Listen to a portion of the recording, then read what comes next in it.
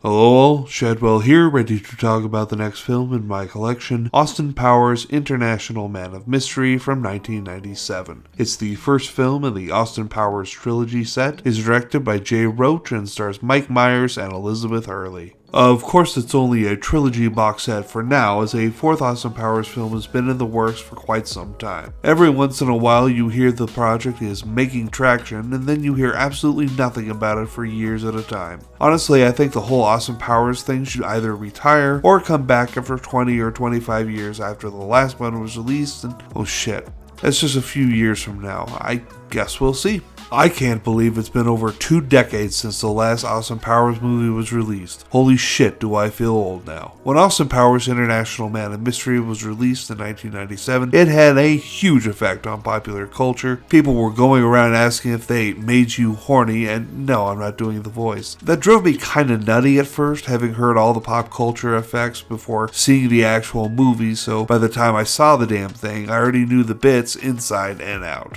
I would say any joy I could have had for this movie upon first viewing was beaten out of my skull by pop culture. Luckily, I kept going back to the film out of a curious fascination as to what makes it tick, because about the 4th or 5th viewing, I genuinely enjoyed the film, and about that time I was primed and ready for the sequel. And I was going to make sure to see that one in theaters before it was ruined for me like the first film was. I'd have to say my favorite part about Austin Powers' International Man of Mystery is how it excels at telling a joke and then drawing out that joke way longer than any joke has the right to still work.